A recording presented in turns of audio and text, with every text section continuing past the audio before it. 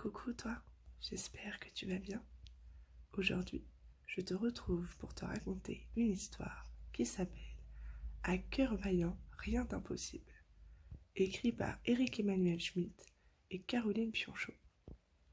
Alors je te laisse t'installer confortablement, te détendre et ouvre grand tes oreilles. Tilion soupire en se regardant dans le miroir.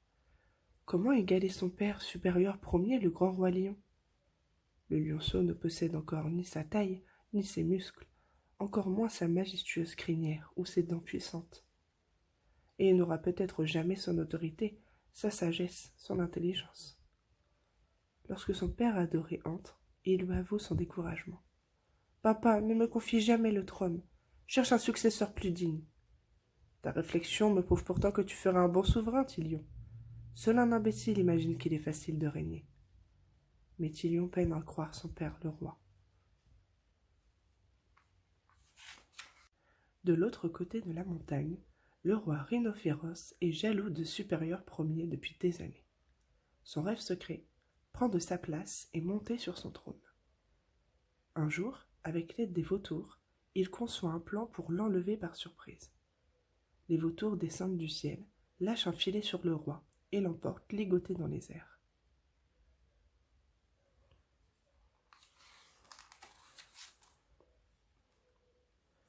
Dès qu'il l'apprend, Tilion court chez Regina, sa mère. « Quelles sont les nouvelles, maman ?»« Ton père est prisonnier au château des Hurlans, une forteresse imprenable.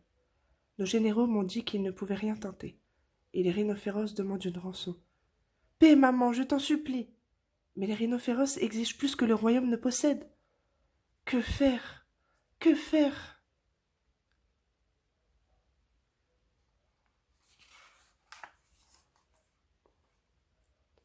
Tilion retourne dans sa chambre. « Ça ne se passera pas comme ça !»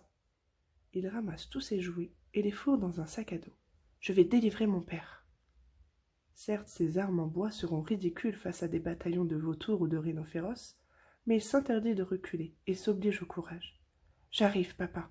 Tiens bon. »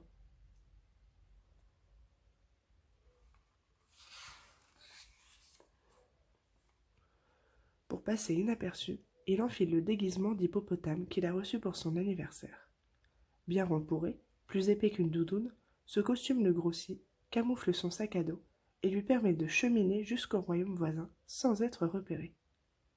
Le soir, il parvient au château des Hurlans.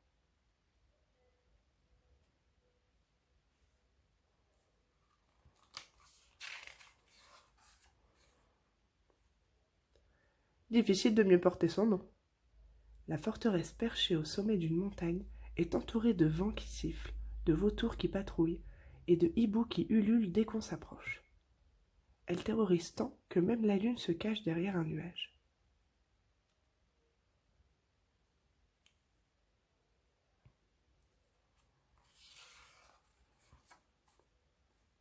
Effrayé, Tilion n'écoute pourtant pas sa crainte, ne pense qu'à son père prisonnier. D'abord, écartez les vautours. Il sort un rouleau de gros scotch de son sac, l'envoie comme un assaut, pousse un cri et se dissimule derrière les rochers. Alerté par le bruit, l'escadron de vautours fond du ciel. Il ne voit pas Tilion, mais le beau ruban jaune très attirant sur le sol. Par curiosité, l'un d'eux s'en approche et l'attrape. Du coup, les autres se précipitent. Et voilà qu'ils se battent pour en avoir tous.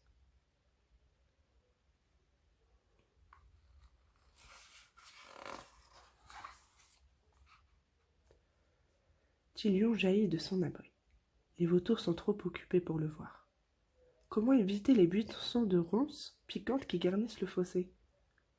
Sortant sa corde à sauter, il la lance, et lorsque le bout s'accroche à une branche, il s'en sert comme d'une liane. À force de se balancer, il gagne suffisamment d'élan pour rejoindre le bord du rempart.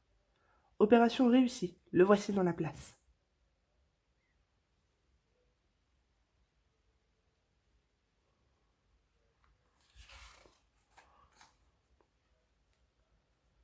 Zut! Le pont-levis a été fermé. Comment franchir le vide de plusieurs mètres qui le sépare du château?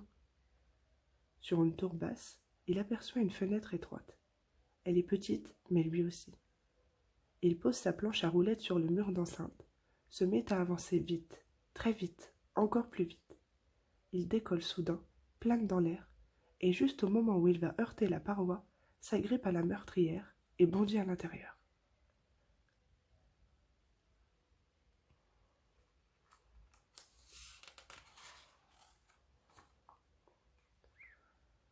Entré dans la forteresse, il découvre son père enchaîné au centre d'une salle gardée par 10 rhinos féroces. Tilion surgit en criant « Coucou !» et il déverse ses billes devant lui. Quand les rhinos féroces foncent pour l'arrêter, il glisse, dérape et pousse des cris affreux en se bousculant.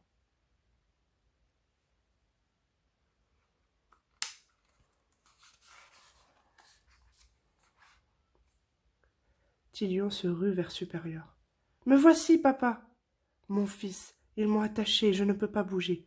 Pars avant qu'il ne soit trop tard. » Tilion examine les chaînes, leur cadenas, brandit son compas, l'introduit dans les serrures et, en quelques manipulations, ouvre tous les verrous.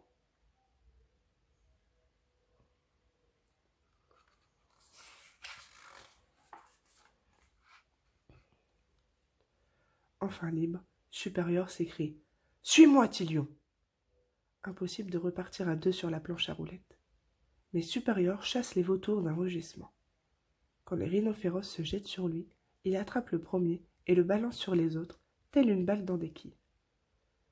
Revenir jusque chez eux est un jeu d'enfant.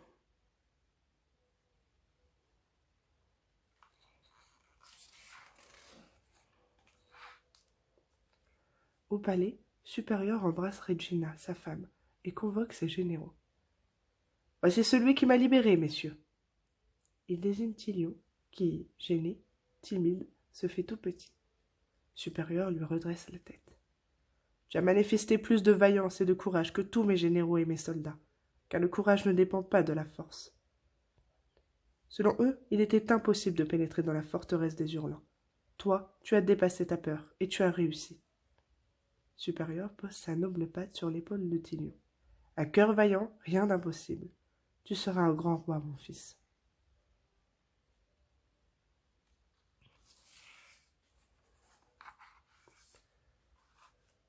Cette histoire est désormais terminée. J'espère qu'elle t'a plu.